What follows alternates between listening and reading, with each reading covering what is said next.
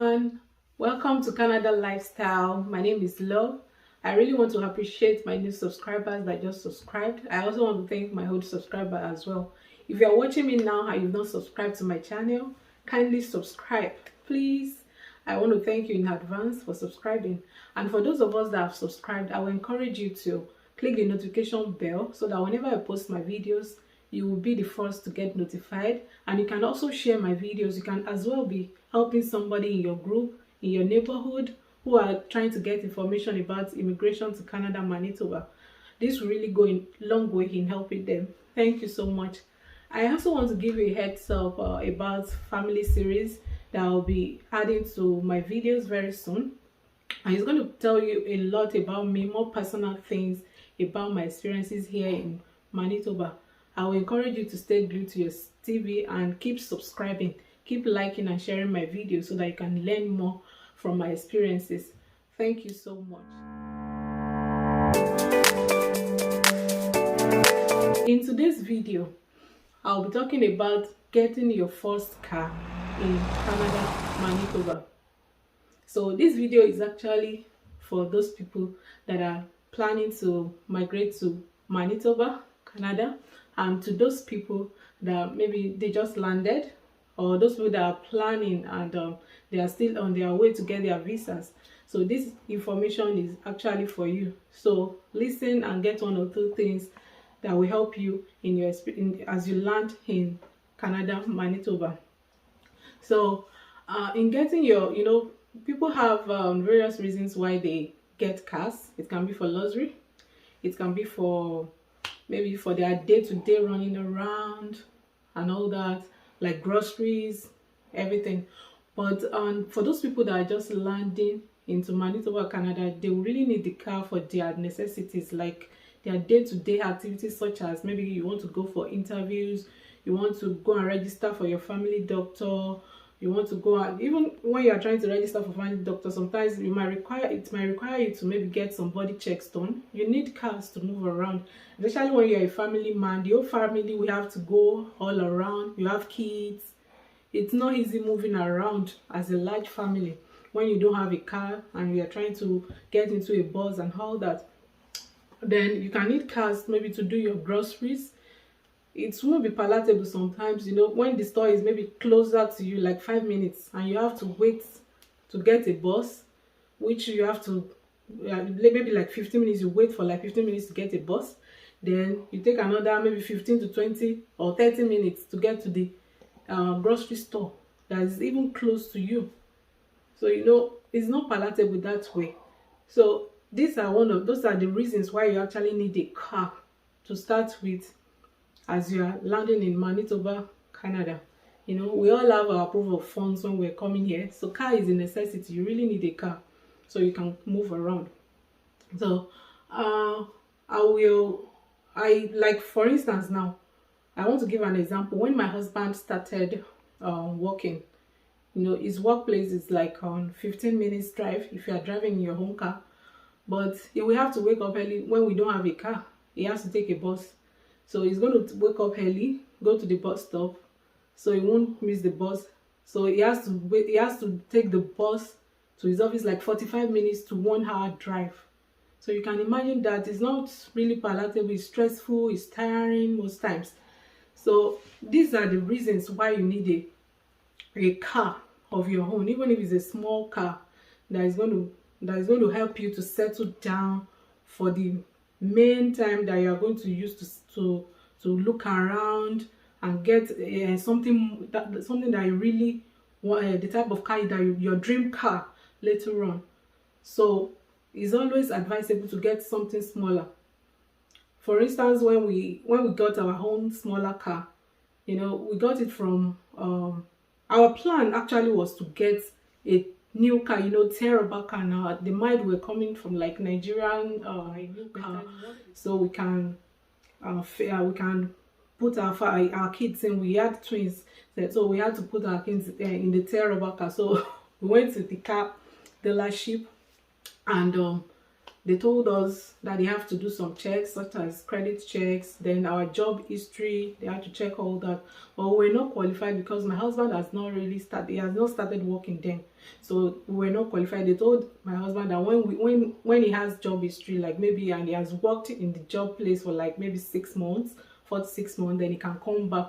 So what's going to happen to us for the 4-6 months? Are we going to continue taking the bus and going through all the stress?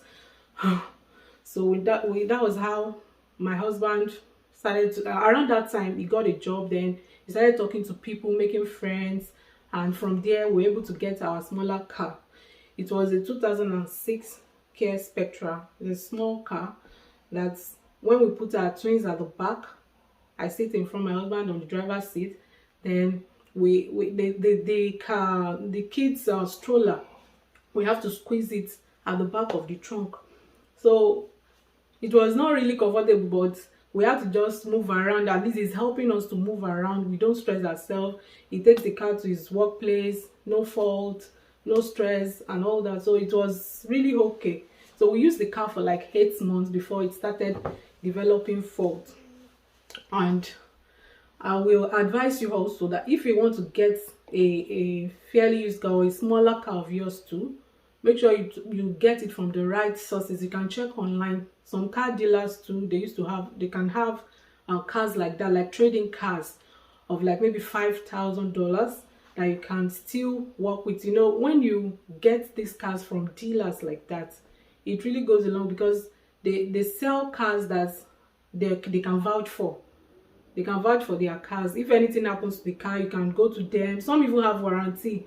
You can go to them. They can help you fix the car based on your agreement and everything you signed in the papers when you were buying the car.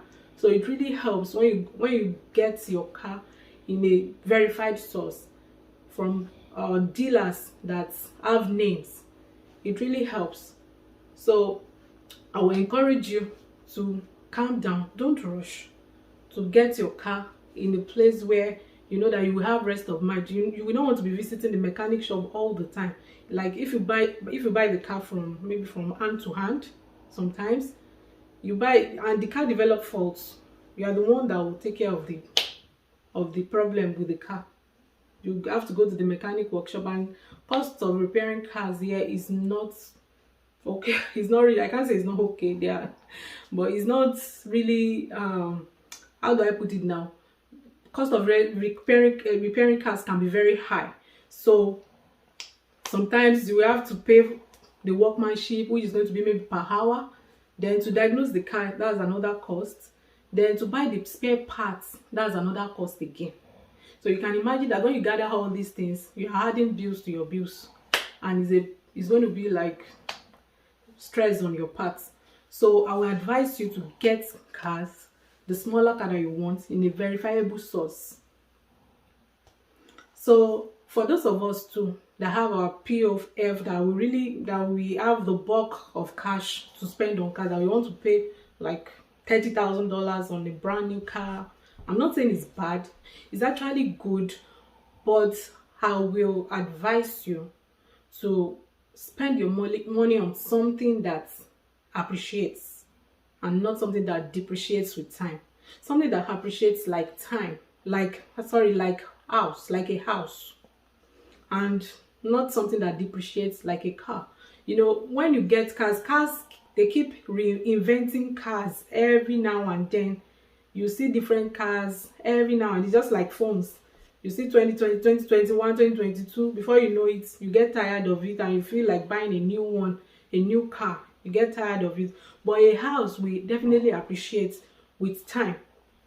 So why not use that $30,000 that you want to spend on a whole car? You know, sometimes those of us from Africa, we may not like to maybe hold people to buy things on credit. We don't want to put ourselves into loan, but if you are living here, loan is kind of easy if you are wise with the way you spend the loan. So you can actually use the $30,000 this way. You can take like $20,000 as a savings for your down payment for your house purchase, while you use the $10,000 for your smaller car. Or you can decide to finance your car Like financing, when I say financing, it means maybe you spread the total payments of the value of the car over some period of time based on your agreement with the person, with the car dealership. Maybe 2 years, 5 years, any time that you both agree on. So I would encourage you to diversify the money, like bulk of the cash of the $30,000 to the house or your house savings. You know, even at that time when you are migrating, when you have just landed, you will need to rent an apartment. There are bills to pay, so you won't want to spend that bulk of cash if you don't plan well. You don't want to do that.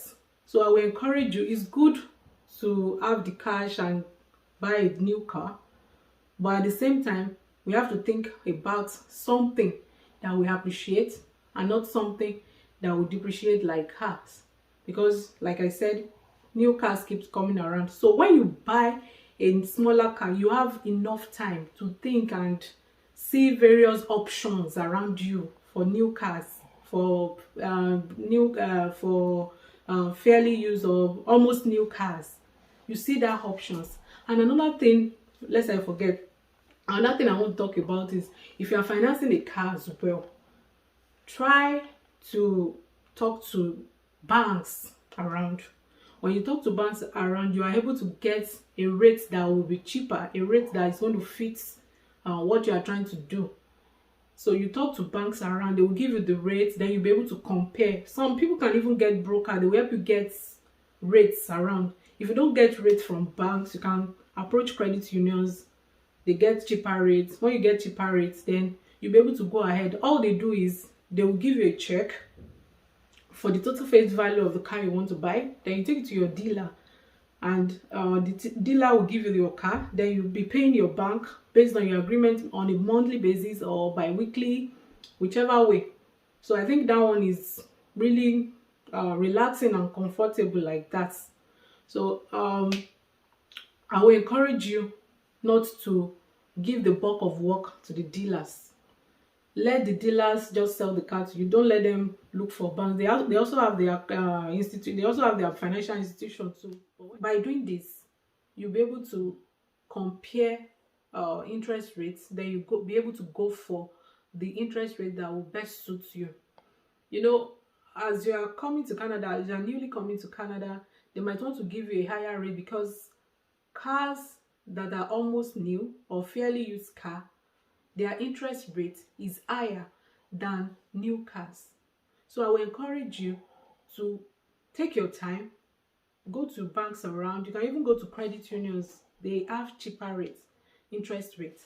So by this, you'll be able to compare all their prices, all their interest rates together. Then you'll be able to pick the ones that suits the purpose you want to use it for. And long and short of the story is that I encourage everyone that are migrating to Canada, or those that just landed, that you should not put all your POF on buying a car. Try to get a smaller car at first, while you take your time to build your credit score, to build your job history in Canada, and to get all information you need, so you will not make mistakes in getting a car. You will not want to be visiting a mechanic, like I said many times, in and out of mechanic workshop. And if you have the bulk of money, if you have another source of income apart from your POF, you have the cash, you can as well buy your brand new car if you want. No problem, that's fine. So I'm just giving my own opinion based on my experience, and I hope you learn one or two things from it. And if you have any questions about any other topic, any other experience in Canada, you can comment on my video. I'll be glad to listen. I'll be glad to respond to you as well. And if there is any topic you want me to comment on, you want me to talk about, you can as well message me, then I'll talk about it. Thanks for listening. I really appreciate you. See you next time. Don't forget to like, share, and subscribe if you have not done so. Don't forget. Thank you so much. Have a good time. Bye.